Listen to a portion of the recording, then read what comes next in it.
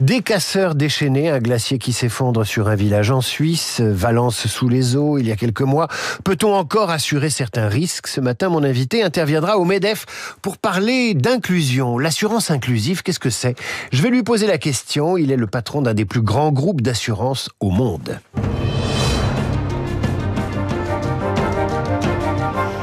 Bonjour Thomas Beberl. Bonjour David Amica. Merci d'être avec nous. Vous êtes le directeur général du groupe AXA.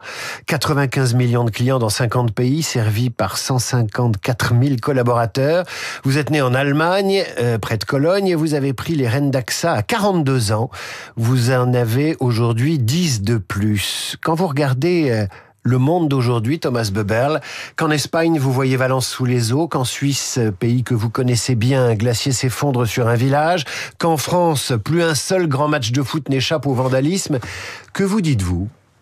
Le monde est clairement devenu plus complexe. On vit dans un monde où chaque jour on a des surprises et on doit maintenant s'habituer à gérer ça parce que je pense que ça va pas s'arrêter.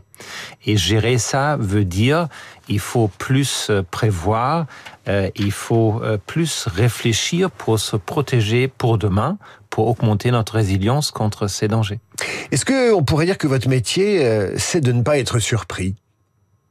On est aussi toujours surpris, même si on essaie toujours de réfléchir au coup d'après, mais il y a des choses bien sûr qui se passent qu'on n'a pas vues.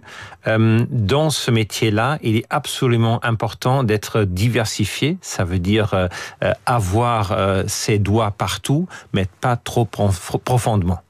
Votre métier, c'est le risque. Les dernières années en France, mais également dans le monde, nous ont prouvé que le monde est de plus en plus imprévisible.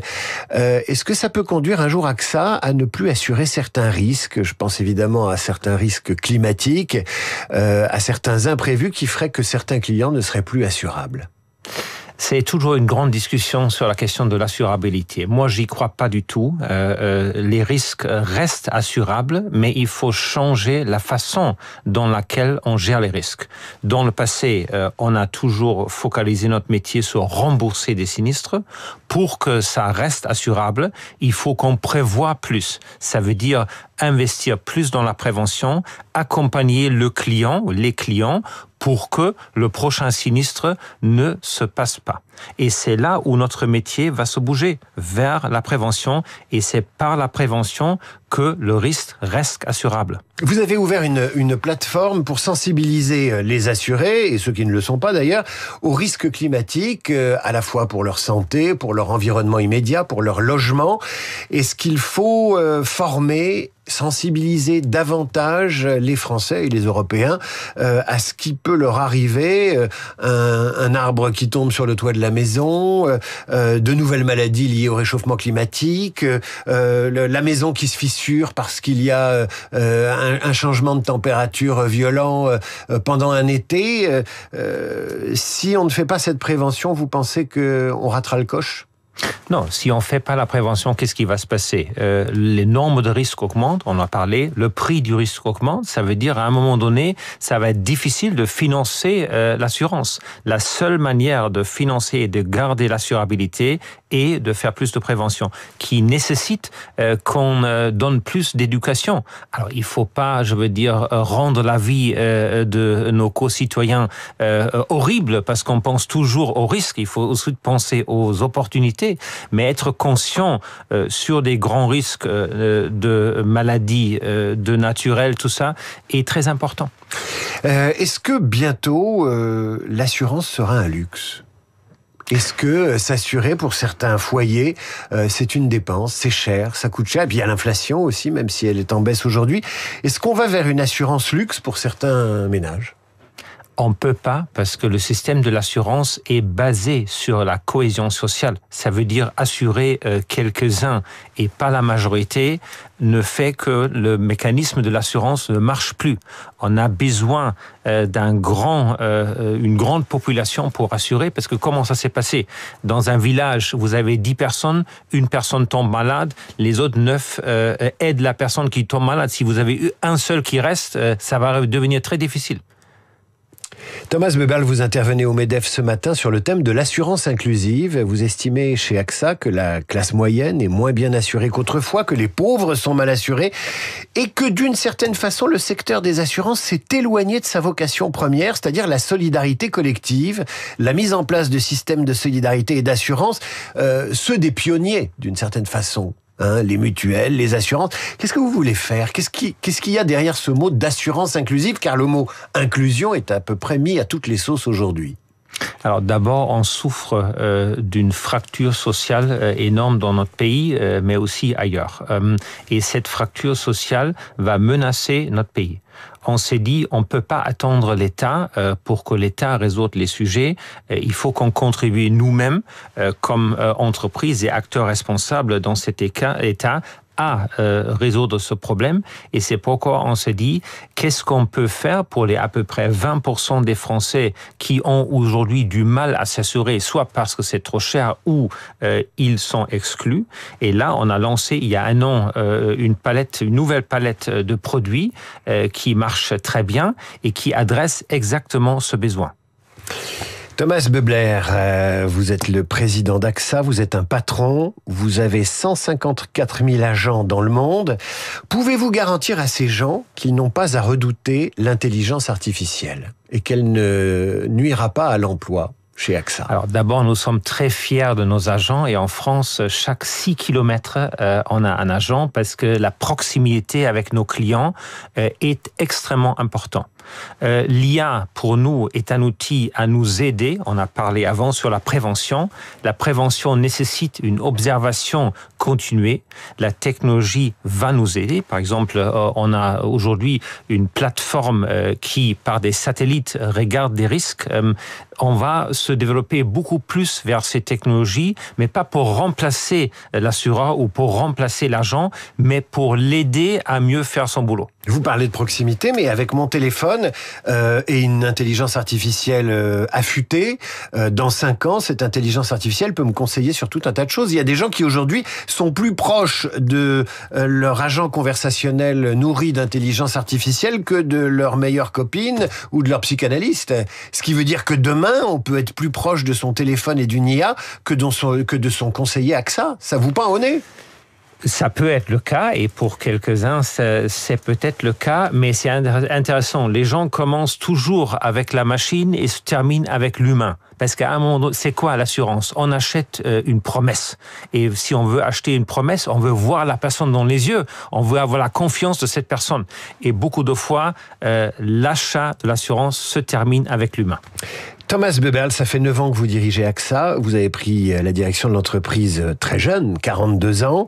Je le rappelle, vous avez 3 nationalités. Vous êtes allemand, français et suisse. J'aimerais que vous nous parliez de votre management, parce que quand on dirige 154 000 collaborateurs, on peut pas être partout et en même temps, il faut imprimer sa marque, il faut donner une impulsion. Quelle est votre méthode managériale ? Quel type de manager êtes-vous ? Moi, je crois beaucoup à la décentralisation et à la responsabilisation des gens. Chez AXA, on a un système où la tête est assez petite et la responsabilité est avec les gens qui sont sur le terrain. Parce que c'est eux qui connaissent le mieux leurs clients, c'est eux qui prennent les meilleures décisions sur place. Et c'est pourquoi le centre chez AXA gère les grandes lignes sur la partie risque, sur la partie audit, la marque, les investissements, mais le gros des opérations se passe dans le pays. Et je pense c'est ça qui me caractérise le plus, décentraliser, donner la responsabilité aux gens. Quel est le dernier dossier ou quelle est la dernière affaire interne qui vous a mis en colère, Thomas Buberl ? Il y en a plein tous les jours, mais une fois que j'étais en colère, j'oublie et je passe à autre chose. En tant que patron d'une multinationale, en tant qu'Allemand, Suisse et Français, vous avez un point de vue assez imprenable sur l'économie mondiale et vous pouvez faire des comparaisons quand même. Vous voyagez beaucoup. Quel regard portez-vous sur les blocages français ? Je pense on oubliait que la France est un beau pays, un pays qui a vraiment beaucoup des atouts et plus qu'on s'éloigne de la France, plus que la France est appréciée. Deux, c'est la même chose que dans l'assurabilité.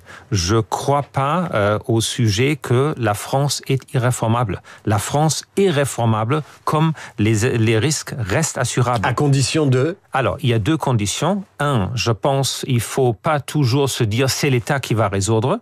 Nous sommes tous des citoyens, nous sommes tous des acteurs responsables. Les entreprises, les individus ont aussi une responsabilité, on doit contribuer plus. Et deux, quand on veut résoudre un problème en France, et on l'a entendu avant, on prend toujours la voie de la loi. Il y a plein de pouvoirs réglementaires que ce gouvernement ou tous les gouvernements ont. Utilisons-nous ces pouvoirs réglementaires. J'aimerais qu'on évoque, puisqu'on a parlé du risque pour commencer, qu'on termine avec le risque. Vous assurez le risque, vous connaissez le prix des catastrophes. Est-ce qu'il y a des dossiers qui vous empêchent de dormir ? Quels sont les sujets qui vous préoccupent pour AXA et pour les années qui viennent ? Alors, il y a un sujet qui me préoccupe le plus, c'est le risque social, le risque de l'inclusion sociale, parce que notre futur de notre pays et aussi le futur de notre modèle d'assurance est basé sur la cohésion sociale. Si cette cohésion sociale n'est pas gardée, on va tous avoir même plus de défis. Et avec une catastrophe naturelle, je peux voir si la tempête arrive, je vois exactement qu'est-ce que la tempête a fait. Avec l'inclusion sociale, je vois pas. C'est un pull, vous tirez là et le trou est là. C'est-à-dire que ce qui s'est passé, par exemple, sur les Champs-Élysées ou à Paris samedi soir, ça vous interpelle ? Vous vous dites, il y a un sujet. Là, quand on ne tient pas une partie de la jeunesse, l'année dernière, ça pouvait être des émeutes. Là, c'est des destructions, du vandalisme. Vous vous dites, on a un sujet d'inclusion sociale ? Absolument, et c'est vraiment dommage, c'est ce qu'on a vu samedi, quelle bonne raison pour faire une fête, que ça se termine comme ça, et vraiment triste, et moi j'ai du mal à comprendre. Fêter veut pas dire détruire. Thomas Boeberl, merci d'avoir parlé aux auditeurs de Radio Classique. Pour en savoir plus sur l'assurance inclusive, vous tapez assurance inclusive dans Google et vous aurez immédiatement les explications d'AXA. Une dernière question quand même, est-ce que les primes d'assurance vont baisser ? Ça a tendance à augmenter avec l'inflation, est-ce que ça va baisser ? Puisque finalement vous prévoyez mieux, vous vous organisez mieux, vous êtes présent dans le monde entier, est-ce que ça va baisser ?